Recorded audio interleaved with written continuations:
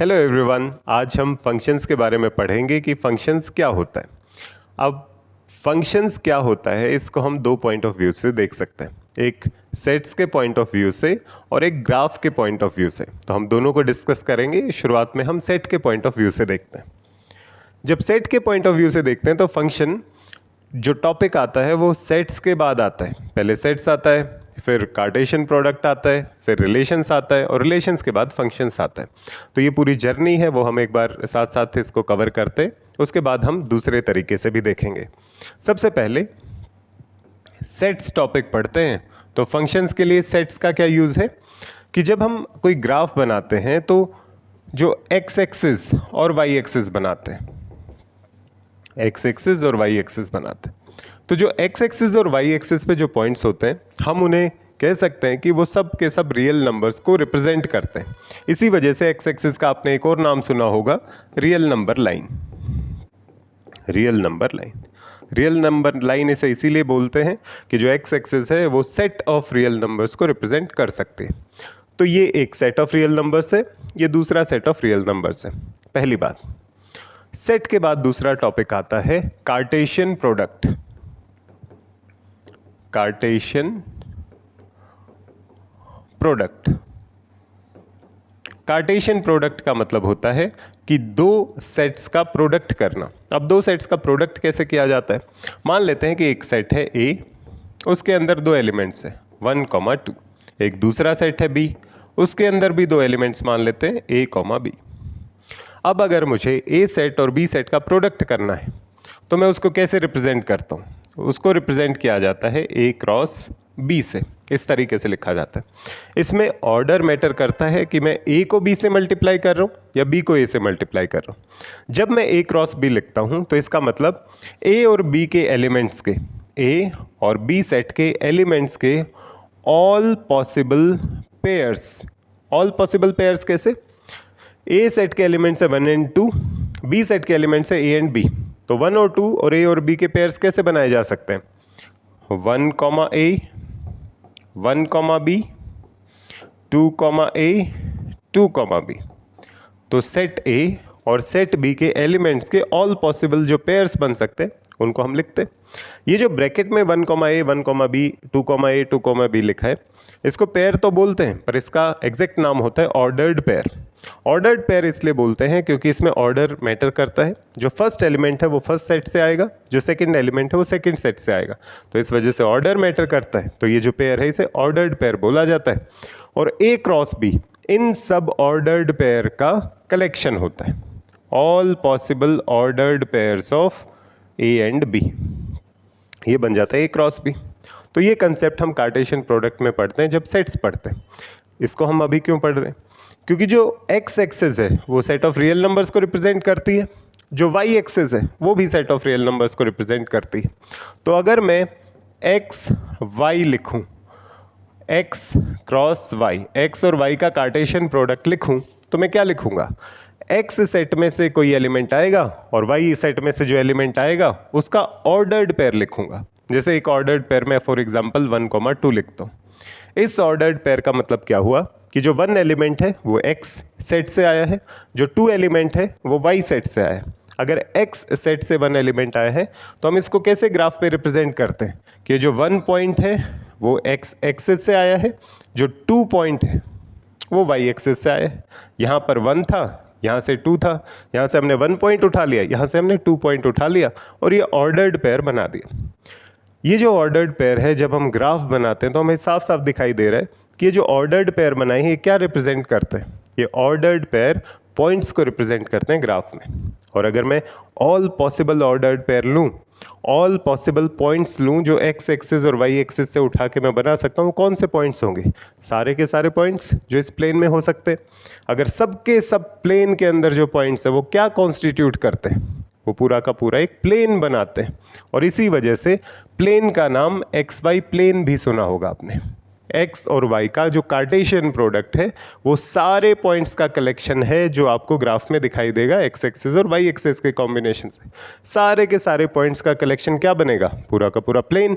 उस प्लेन को क्या बोलते हैं हम? X Y plane. तो इसी वजह से इसे एक्स वाई प्लेन बोलते हैं क्योंकि एक्स क्रॉस वाई के कॉम्बिनेशन से बनते हैं। Cartesian product clear.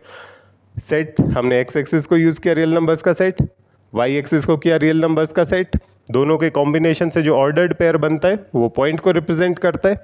All possible points एक प्लेन को रिप्रेजेंट करते हैं, कार्टेशियन प्रोडक्ट एक प्लेन को रिप्रेजेंट करता है। आई होप यहां तक हम क्लियर है। ठीक है, तो अब फंक्शंस कब आएगा?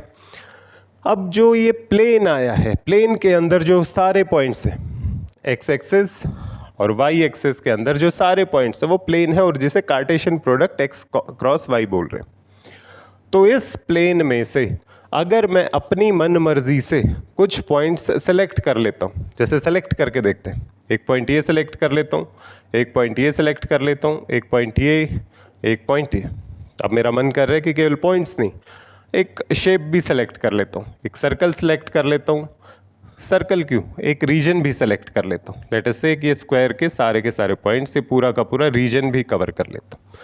तो ये जो पॉइंट्स मैंने सेलेक्ट किए हैं, क्योंकि ये पूरे के पूरे प्लेन, पूरे के पूरे कार्टेशियन प्रोडक्ट से सेलेक्ट किए, तो पूरे के पूरे कार्टेशियन प्रोडक्ट से, पूरे के पूरे प्लेन से अगर मैं कुछ पॉइंट सेलेक्ट कर लेता हूँ, उन पॉइंट्स को बोला जाता है रिलेशन।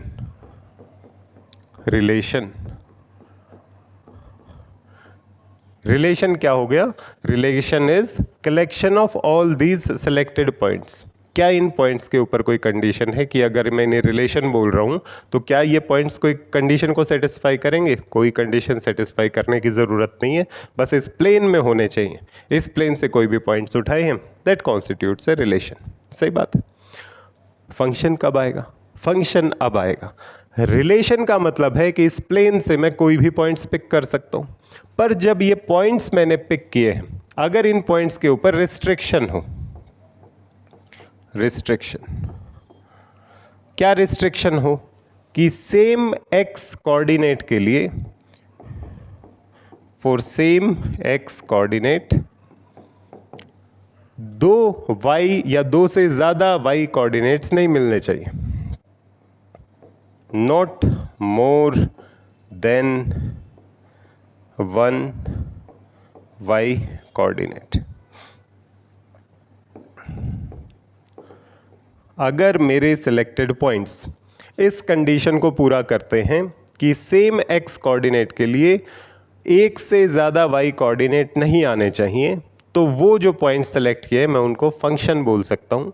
फंक्शन की खास बात होती है फॉर सेम एक्स। अगर मैं देखूँ, जैसे मैंने ये पॉइंट सेलेक्ट किए, अगर मैं ये एक्स कोऑर्डिनेट लेता हूँ, लेट अस से ये एक्स इज इक्वल टू 1 है, तो x इज इक्वल टू 1 के लिए ये जो पॉइंट है ये क्या है? लेट अस से ये 1,1 था, ये 1,2 था, ये 1,3 था, ये 3 पॉइंट्स थे। तो अगर मैं इन 3 पॉइंट्स को देखूं, इसमें x कोऑर्डिनेट क्या है? 1, तो ये 1,1 है, ये 1,2 है, ये 1,3 है। फॉर सेम x, सेम 1 के लिए y की 3 वैल्यूज आ रही, y is equal to 1, y is equal to 2, y is equal to 3। अगर सेम x के लिए अगर y की वैल्यू 1 से ज़्यादा आती है तो वो फंक्शन नहीं हो सकता, वो रिलेशन हो सकता है पर फंक्शन नहीं हो सकता। तो फंक्शन की कंडीशन होती है फॉर सेम एक्स, एक एक्स के लिए y की केवल एक ही वैल्यू आनी चाहिए, एक से ज़्यादा वैल्यू नहीं आनी चाहिए, उसको फंक्शन बोला जाता है। इसका यूज़ कैसे होगा? जैसे हम एक और एग्जांपल लेते हैं, लेट अस से ये x इज इक्वल टू 5 है, तो ये जो शेप है, क्या ये शेप फंक्शन हो सकती है? चेक करते हैं। x इज इक्वल टू 5 के लिए ये जो सारे पॉइंट्स हैं, ये जो x इज इक्वल टू 5 के लिए इनफाइनाइट पॉइंट्स हैं, इन सब पॉइंट्स के लिए x तो 5 है, y की वैल्यू बहुत सारी है। लेट अस से y की वैल्यू 1 से लेके लेट अस से 1/2 से लेके 1 तक, ये y की वैल्यूज है। तो ये इनफाइनाइट वैल्यूज ऑफ y है for x is equal to 5, तो इसका मतलब ये फंक्शन नहीं हो सकता। सर्कल के लिए देखते हैं, लेट अस से ये x इज इक्वल टू 7 है, इस x के लिए y की कौन सी वैल्यूज मिल रही है? 2 वैल्यूज मिल रही। लेट अस से ये पॉइंट है 7,1 और ये पॉइंट है लेट अस से 7,2.5। तो अगर x 7 है तो y की 2 वैल्यूज मिल रही, तो इसका मतलब ये फंक्शन नहीं हो सकता। I hope it is clear. तो अगर कोई शेप फंक्शन है या नहीं है, मुझे कैसे पता चल रहा है? मैं x कोऑर्डिनेट के लिए देख रहा हूं कि उस x कोऑर्डिनेट के लिए 2 y की वैल्यूज तो नहीं आ रही। तो इसको चेक करने का एक स्टैंडर्ड तरीका भी है कि मैं एक वर्टिकल लाइन ड्रॉ करता हूँ। वर्टिकल लाइन क्या रिप्रेजेंट करती है?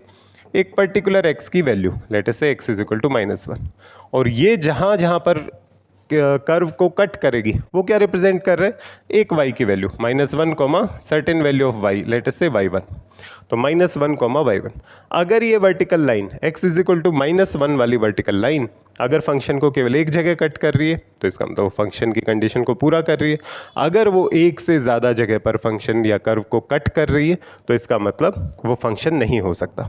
जैसे अगर ये कर्व ऐसा होता और मैं अब वर्टिकल लाइंस ड्रॉ करने की कोशिश करता हूँ, यहाँ तक ये फंक्शन की पूरी कंडीशंस कर रहे हैं, यहाँ तक फंक्शंस की पूरी कंडीशंस कर रहे हैं, और यहाँ पर जैसे ही हम आते हैं इस वैल्यू पे आते हैं तो एक y की वैल्यू ये मिल रही है, एक y की वैल्यू ये मिल रही है, एक y की वैल्यू ये मिल रही है, एक y की वैल्यू ये मिल रही है। तो जैसे ही x की वैल्यूज यहाँ पर पहुँचती है, एक x के लिए मुझे 2y मिलने शुरू हो जाते हैं जो कि फंक्शन की कंडीशंस को कॉन्ट्राडिक्ट करते हैं, तो ये फंक्शन नहीं हो सकता।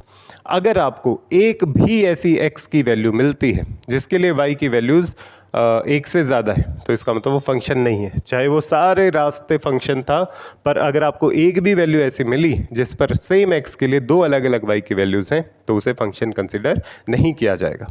तो इसे बोलते हैं कि जब हम सेट्स के पॉइंट ऑफ व्यू से फंक्शन को डिफाइन करते हैं तो इस तरीके से डिफाइन करते हैं। दूसरा तरीका फंक्शन को डील करने का है कि हम उसे एक मशीन की तरह देखते हैं, जिसको हम नेक्स्ट वीडियो में कवर करेंगे। I hope it is clear.